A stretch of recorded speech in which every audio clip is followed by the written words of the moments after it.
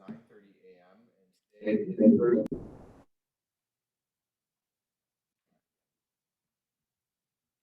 Good morning, everyone. The time is 9:30 a.m. Today is Thursday, April 25th, 2024. We are having this meeting in a hybrid format here at Emeryville City Hall, as well as using the remote teleconference participation link provided for in today's agenda for the Alameda County Lead Poisoning Prevention Program, JPA meeting.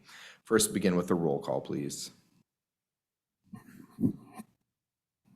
Director Hardy, Director Miley, Director Vela, Director Wenra, Present. Director Gallo, Present. Director Bowders. Here. Mr. Chair, you have a quorum. Thank you so much. Now is the time for public comment. Members of the public wishing to give comment for an item not on today's agenda have 2 minutes to do so. Did we receive any written comments before today's meeting? No written comments. And seeing no members present, comment is now closed. We'll turn to the consent calendar. We have one item. 3.1 is the meeting minutes from February 22nd, 2024. Are there any comments or corrections to the minutes? Seeing and hearing none, is there comment on the minutes? Seeing and hearing none, is there a motion on the minutes? Move approval. Second. Motion by Wengraf, second by Gallo to approve the minutes. We're in hybrid format. Please call the roll. Director Hardy, Director Miley, Director Vela, Director Wenra, Aye. Wenra, aye. Director Gallo, Aye. Gallo, aye. Director Bowders. Aye. Bowders, aye. Motion carries. The minutes are approved. We'll turn to item 4, which is the mid-year outreach activities report. Do we have any specific updates you want to provide for that today? No updates, just this information reflects the July through December outreach and education activities and healthy housing consultations. Okay, are there members that have any questions about the mid-year outreach activities report, which is attached to the packet? Do we have any public comment on item 4? No public comment. Seeing and hearing none, comment is closed. Any further discussion? Okay, we'll close item 4. We'll move to item 5, which is the mid-year budget report. Welcome, staff.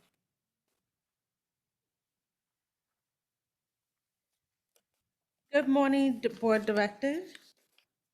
My name is Joy, and I will be presenting to you the mid-year budget report for fiscal year 2023 and 2024.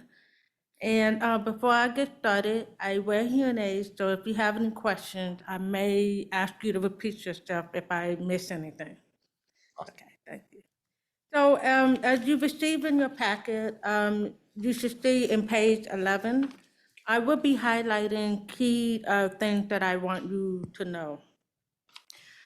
For the state, DPH, at the time of December 31st, CDA finance was behind on billing due to closing out the year and working on documentation for the external auditor. As of March 15th, we've invoiced for first and second quarters, and we're caught up. For lead hazard control, HUD, during that time, for first and second quarters, project production was slow, and recent outreach efforts has increased the number of project interest. The grant ends in July, and we're determined to reach our unit deliverables. For contract cities, MHR, as of December 31st, Oakland contract was signed as of December 2023, and Union City contract went to the Board of Supervisors on March 26th. The contracts are both retroactive to July 1st. We hired temporary staff to increase our efforts to complete units by July 1st of this year. Measure A, CDA finance again was behind on billing due to closeout. Again, as of March 15th, we recovered first and second quarter billing. Unincorporated MHR minor home repair, we call it the ARPA, American Rescue Plan Act grant funding for rental minor home repair in unincorporated Alameda County. CDA finance is behind on billing, but we anticipate recovery by June. I'm gonna stop there. Any questions? Are there questions regarding the revenue side of the mid-year budget report? Director Gallo. Regarding the cities, City of Oakland, what is that contractual amount that the cities receive, Oakland? For the minor home repair, City of Oakland is 159,200 for the whole year. And Oakland has been accountable for getting that done in terms of, we're receiving the money, but are we implementing it? We're implementing as of December. We had a pretty long waiting list, about a year and a half. So they were ready in the queue from the time that the contract was signed. But we're meeting the contractual requirements. As of now, yes. Okay, all right, thank you. I have a clarifying question on contract cities, MHR. So you said that the city of Oakland signed the contract in December, right? So this is money that we're supposed to receive from Oakland to do this work, is that correct? That is correct. And has Oakland paid us? We've just invoiced the first invoice. Yes, we did get paid for that. Okay, so we expect to recoup the full amount Oakland owes us before the end of June? That is correct. Okay. And then my other question is on the DPH grant. When does that get paid to us? Quarterly, it's get paid quarterly. So I think we've recovered both the first and second quarters as of, was it last month, Joy? As of March, yes. So this sheet isn't up to date with? No. Through December 31st. Okay, all right, okay, that's the piece that's missing off this, I see. Okay, I have no more questions. Anyone else on revenue? Okay, we'll go to expenses, please. Sure. And so again, because this is as of December 31st, discretionary, this budget includes expenses that we haven't spent, such as outreach campaigns and CBO contracts that haven't been set up yet. For non-discretionary, this is expenses that haven't been billed, like building lease and other fees, but they will around this time of the fiscal year, the third or fourth quarter, they bill us.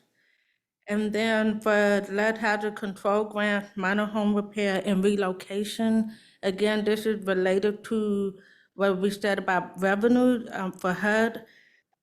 Project production was slow, but they have picked up as of now. Okay, are there any questions on expenses? Yes. Director Gaio? Just for clarity, the city of Oakland, and Mr. Brooks probably can help answer as well. The city of Oakland, based on the contract we established, received what, how many millions that we were allocated? What is it? We talking about that settlement right now? Yes. So we're, what was it, 30 million? How much was it? 24 million? But are you, okay, so out of the 20, the reason I ask you is because right now we're going through a budget process and we're discovering that some money like this 24 million was allocated, but it's not being spent or being directed somewhere else or not communicating to the county to make sure we're meeting the contractual goals.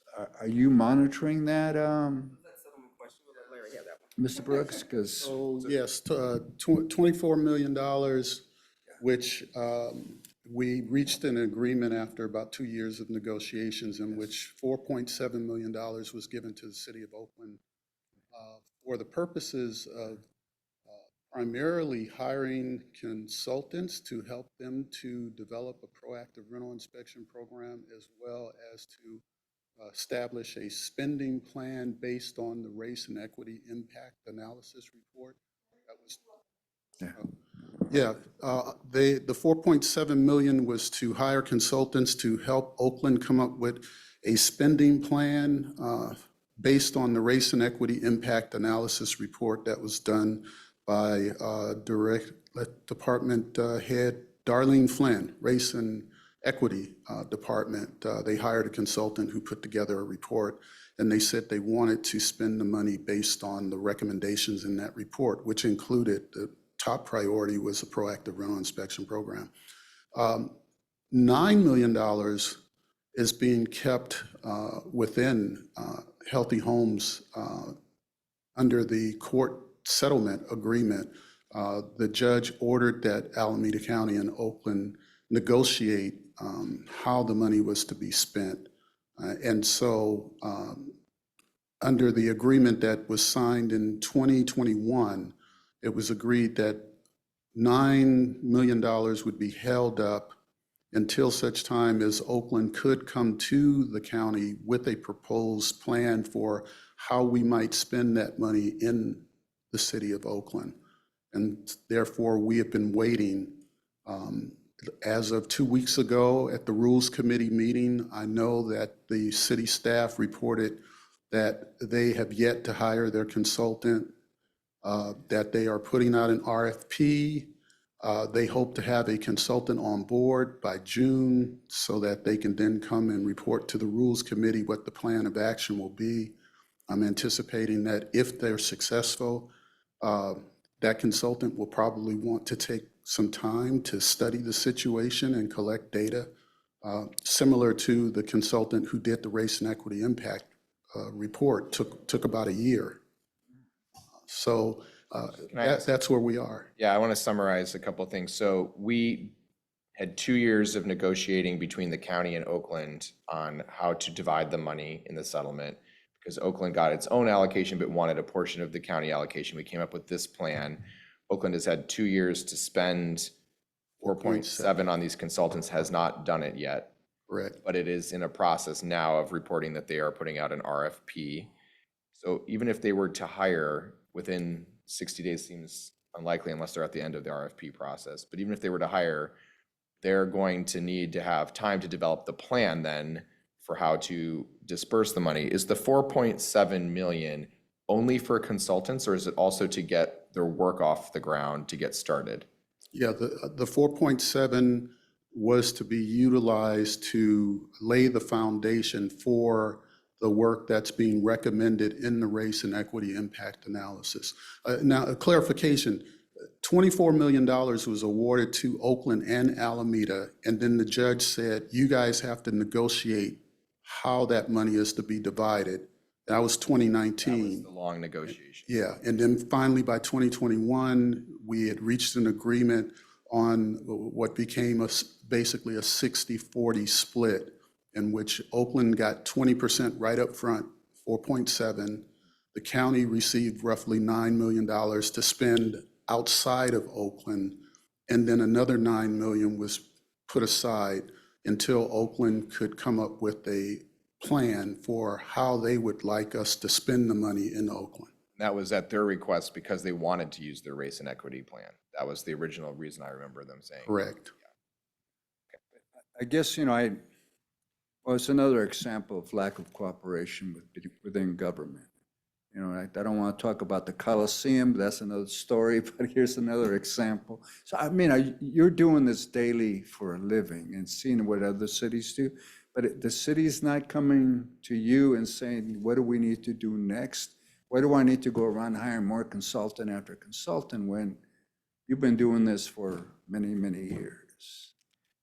We had that question in 2021. We asked that. I thought we were done. That's why I'm asking, because what's happening in Oakland right now, maybe other cities, we're taking funds from this measure, that activity to balance it over here, when clearly it's designated for a specific purpose.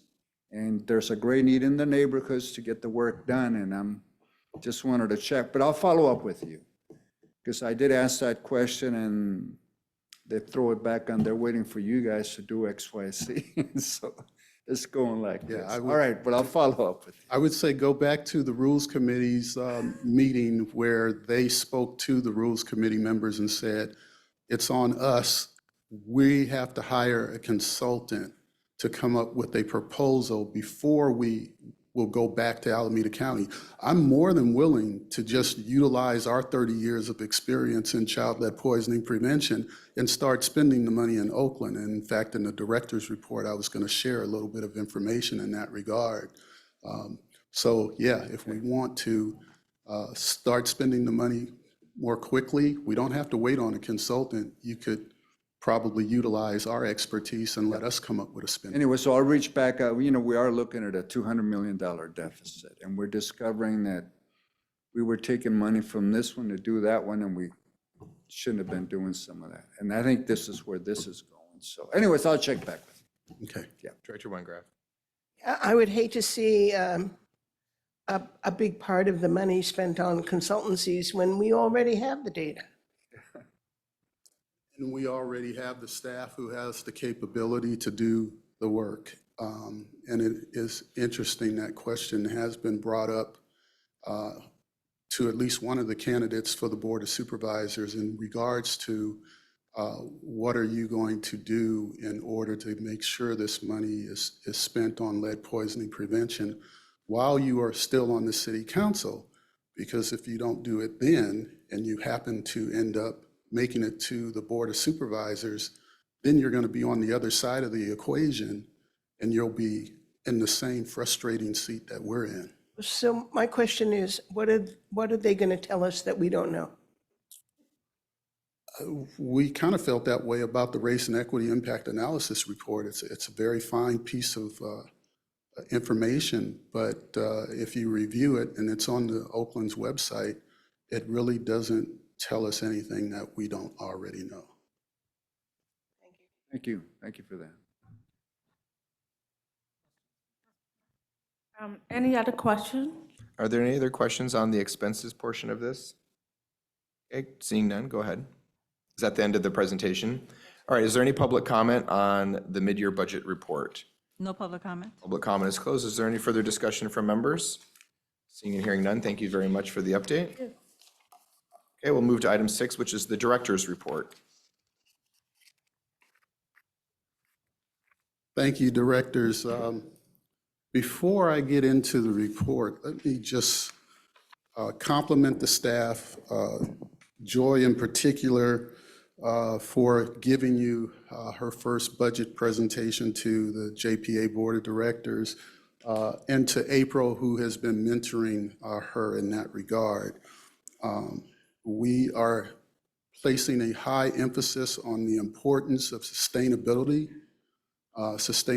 within Healthy Homes. I'm not saying April's going anywhere anytime soon, but she might hit the lotto, you never know. The same thing with Ladise in terms of mentoring Chantel to be the backup here for the JPA. We believe that it is important that this work be able to be continued regardless of what happens. And so, Joy, I also want to compliment you on recently receiving your 3rd degree. Is that correct? She has a degree from UC Berkeley and one from Stanford. And now where's the other one?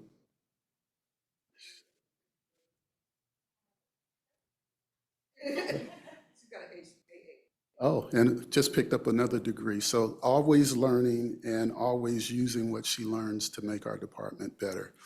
So with that, let me jump into the director's report, and I'll try to quickly go back because we didn't have a meeting in March. And so the slides that I'm putting up there right now are actually the slides from the March report that you didn't get to see. And of course, March was Women's History Month. What I was going to report in Women's History Month, next slide, please, is that I had mentioned that Congress had been talking for the last couple of months about making some deep cuts into the HUD Office of Lead Hazard Control. You see a quote there regarding the proposed cuts in the HUD Office of Lead Hazard Control and Healthy Homes. This slide was presented to you, I believe, in February. Next slide, please. Basically, the slide I was going to show last month was confirming that what was being discussed in January did happen. Congress did make some pretty big cuts in the HUD Office of Lead Hazard Control's budget, 31%, down from $290 to $200 million. And they also made additional moves of funding into Healthy Homes. If there is a silver lining to this, I think the message here is that Congress sees a benefit in putting more money into Healthy Homes production grants, which is something we also have 30 years of experience doing, as well as 30 years of experience with doing the HUD-led paint remediation grants. Next slide, please. The other silver lining out of all of this was at the same time that Congress was talking about doing these deep cuts to the HUD Office of Lead Hazard Control's budget, there was also discussion within the Biden administration about taking the money that's currently available in HUD through competitive grant processes and actually use a formula approach where they would use social, economic, demographic information to identify target communities that would be priorities for receiving the funds. Again, we just talked about the race and equity impact analysis report. Basically, the Biden administration is looking at things from a similar point of view in terms of looking at data to determine which communities are most vulnerable, and then suggesting that that money just be given to those communities. Based on the data that was pulled together by the Environmental Protection Agency and the Center for Disease Control, they identified 40 jurisdictions that they feel would be high priority for receiving the money without going through a competitive grant process.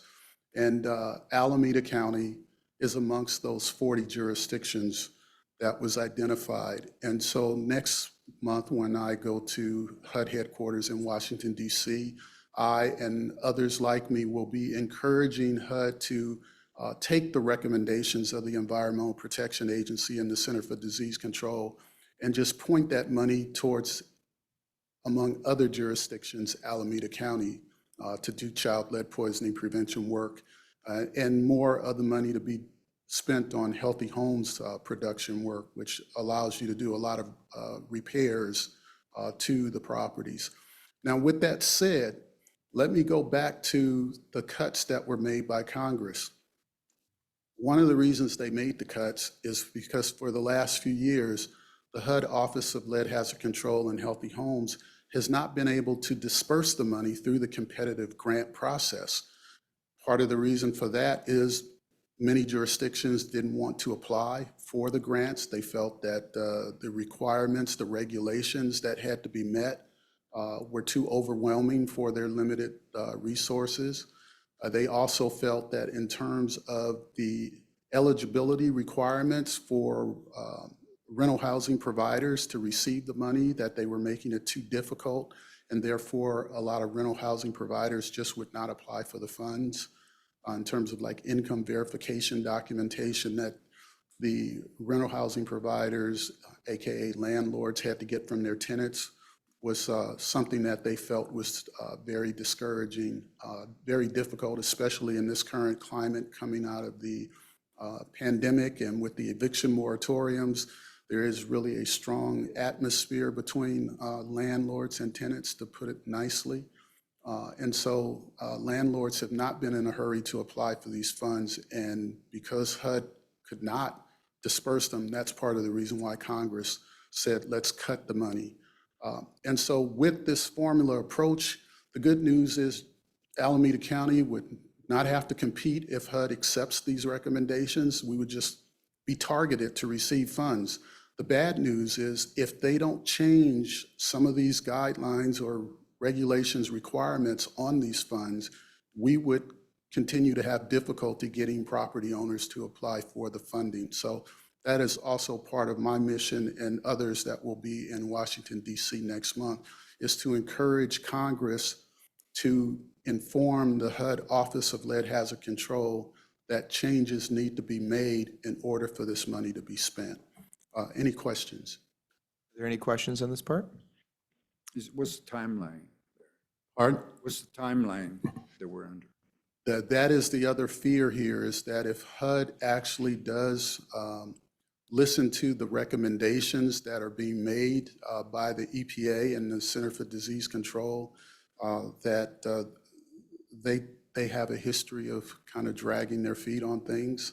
And so that's part of the other reason why we're doing the what they call the Hill visit, actually meeting with members of Congress virtually to encourage them to tell HUD that we need to do this, and we need to do this sooner than later, or else we may have to cut your budget some more.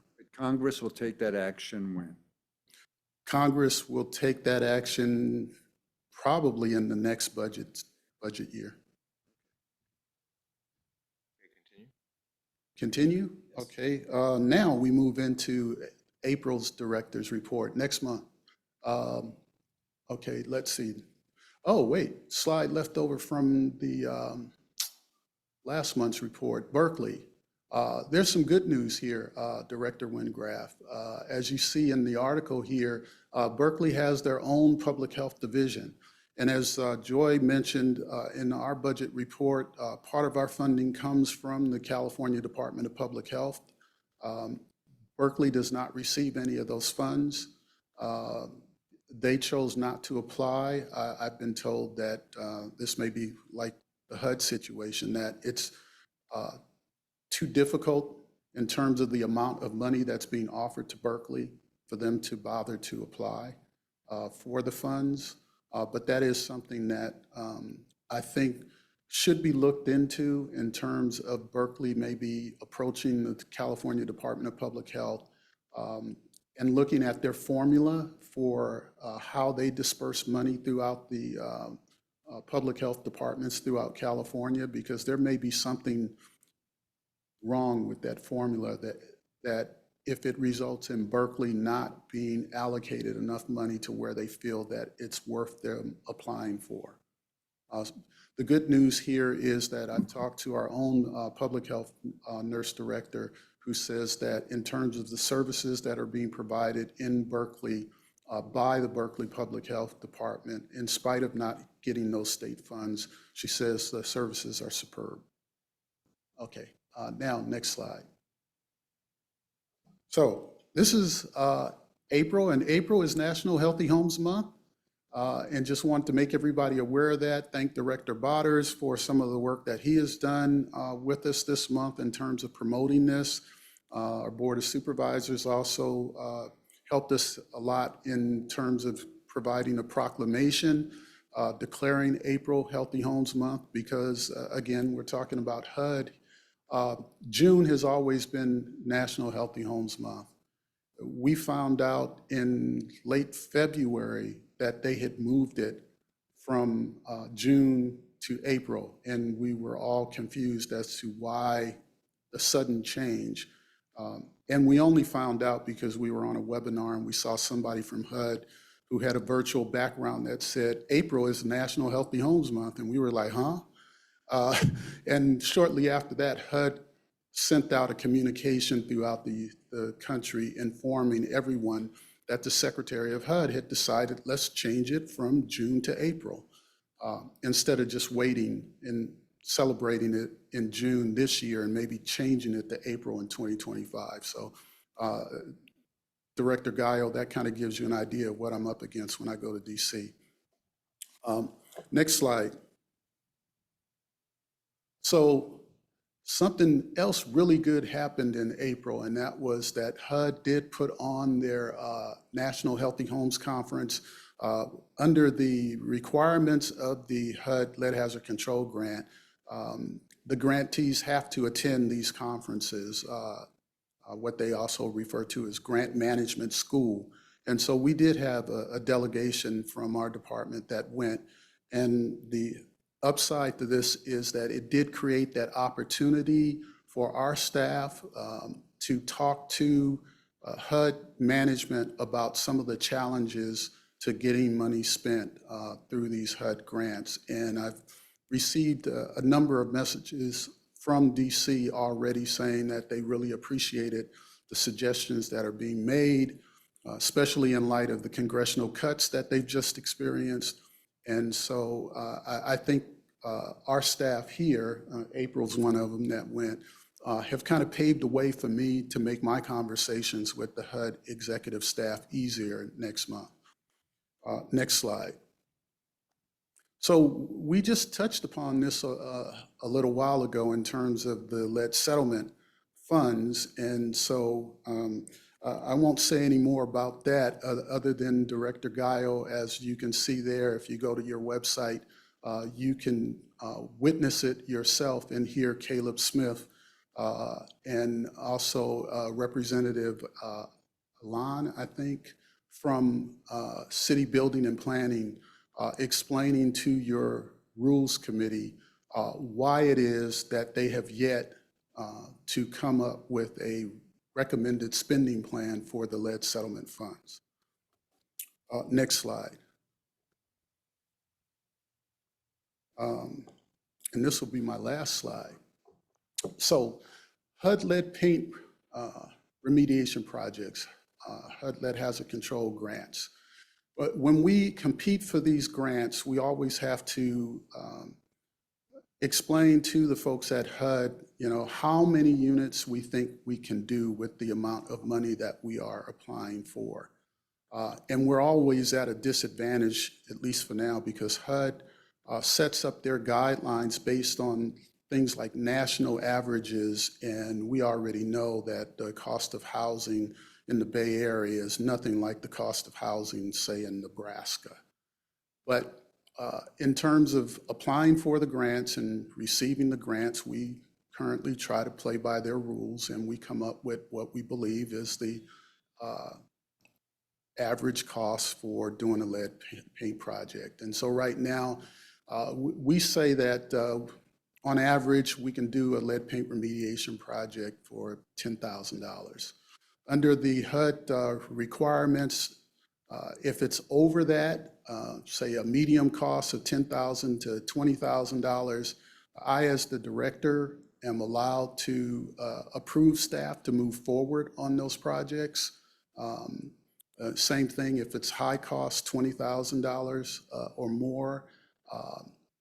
I'm allowed to approve the initiation of those projects, but then I have to quickly turn that into HUD and make sure that they approve. So in the examples you see here in that table, you can see that there's been several projects in Oakland. This is pretty typical really for our HUD lead hazard control grants. Most of the money ends up being spent in Oakland.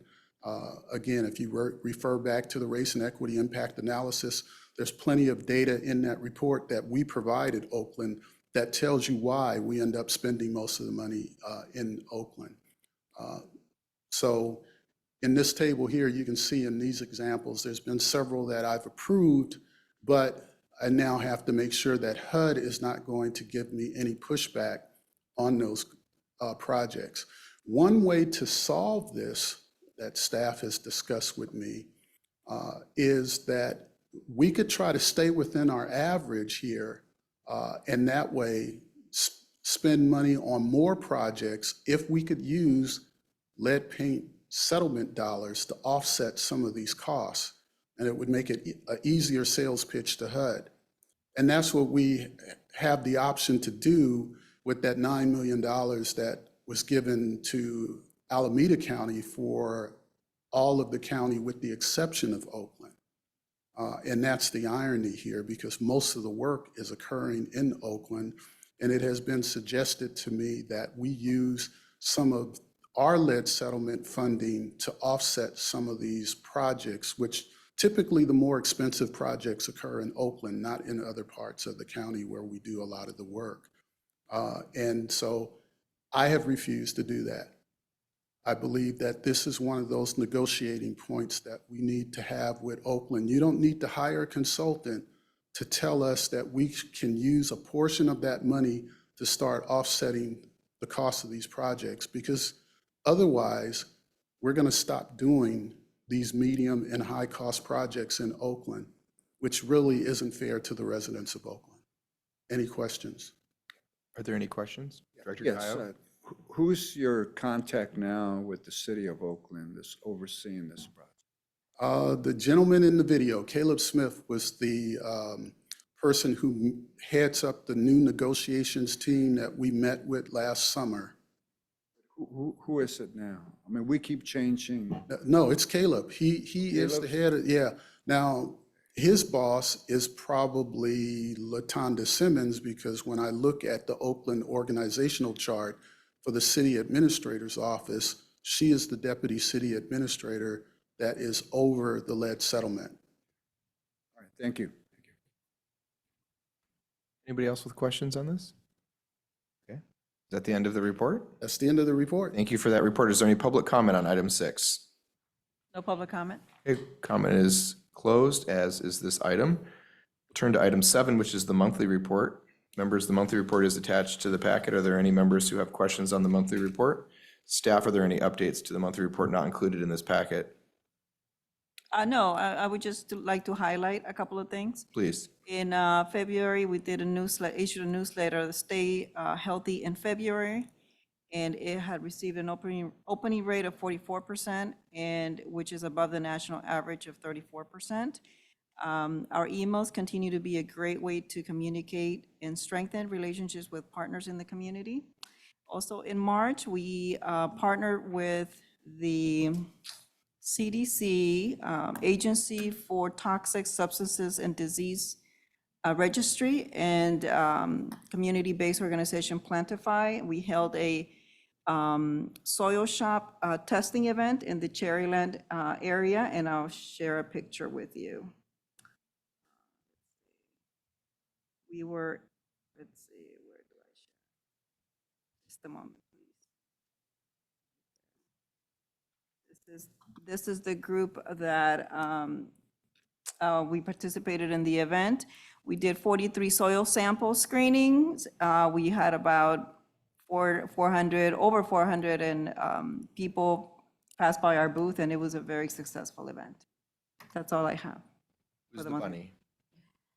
It was a hired bunny, it's not an inside job? Okay. Any other questions on the monthly report? Any public comment on the monthly report? Seeing none, comment is closed, and that item is closed. Item 8 is the 2024 JPA meeting calendar schedule. Members, at the last meeting, we asked to review the meetings for the balance of the year because there were some conflicts in the calendar.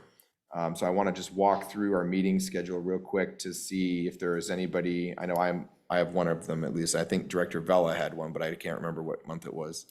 I just want to walk through. So was there any issues with any of the dates from folks? I can give mine unless people know that they had dates. So mine was July. So my annual, I have an annual work obligation, and it's actually going to be my last day at my job. So I won't be here on the 25th of July. So I was wondering if folks wanted to have that meeting in my absence or were interested in trying to move it to the week before of the 18th. And if that was an interest to people or not, we can just have it without me, but what would people like to do? I won't be here, so just towards the, Quorum problem. it becomes a quorum problem if anyone else can't make it. So I was just trying to prevent that if people can make it. Director Vela probably should have a conversation with the city of Alameda. I know her work schedule has changed and she travels almost exclusively now. So that's why she's not been at most of the meetings this year. I probably just need to chat with Alameda about that. But in the meantime, just to ensure that the meetings happen, since we don't have one in August, I just wanted to see if people wanted to, this is one of two I wanted to flag. Do people want to move that meeting or keep it? So you're asking for July 18th? I would recommend July 18th if everyone else was fine with that. I'll let people check their calendars unless they wanted. Is that fine? Is that okay with you, Director Hardy? It's fine. Is that okay with you, Director Wengraf? Okay, so then the other one, so we move to, I can't remember which one Julia had an issue with. So I think the other one was the, end of the year. I believe it was the December meeting. Yeah, the December meeting. Yep. So So because what day is your last day? December 1st. Is your last day on the board? And when does Berkeley typically pick? Is it like, do they do it right away or they wait till They January? do it, it takes a while. It for takes the a new while to mayor. pick. We have a new mayor. Well, Yeah. new mayor. And does the mayor make the appointments? Yes. Okay, so it'll take a little bit while they figure that things Yeah, out. so I'm concerned that you won't have a quorum for December 19th. My last day is December 10th. So you won't have a quorum unless Emeryville picks somebody right away and that person is available. You still be here? TBD? TBD. I'll let you know. You'll let me know. So the question it begs is, do we just want to cancel the December meeting so that it's off the calendar? And then you have time, cities have the time to pick, because you're going to have a large, Director Vela, I don't believe will be here Yeah. either. So you'll have pretty much an all new board. So the question I was going to ask is, if we do that, do we want to have our typical November event, our December event in November is my question. Well, Because I know, I'd like to celebrate your departure and my departure at the same time. We should have a celebration. Yeah, we should have a celebration. All right, so, and you'll still be here, so, we'll see, right? Okay, so I would just say, so we have November 21st, and perhaps we'll just, I'll make a motion in a moment, but we'll just cancel December, because I don't think, and I know that staff really like the Christmas event, and so I think you just all do your own thing, because you're gonna have an all-new group of people next year. You're gonna have all new people probably, because at least 3 out of 4 of us, and rumor has it you might be looking for some meadows to go play in.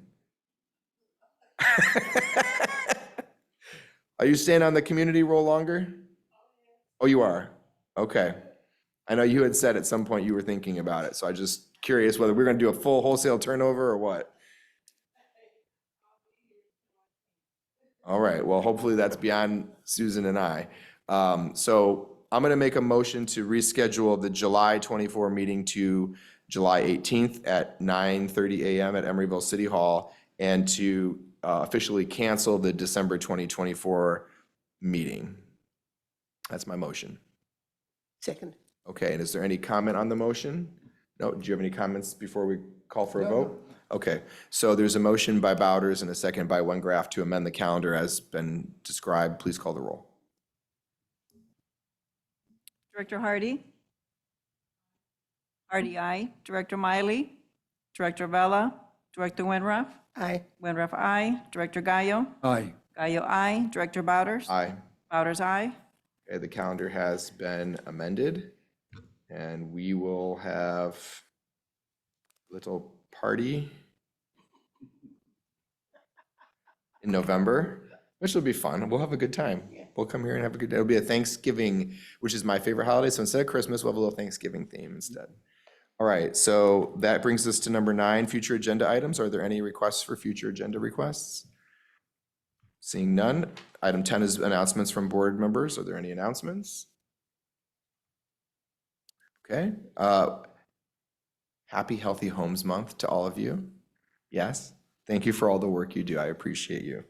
All right, and that brings us to item 11, which is adjournment. Madam Secretary, 10:12 is the adjournment time. Thank you.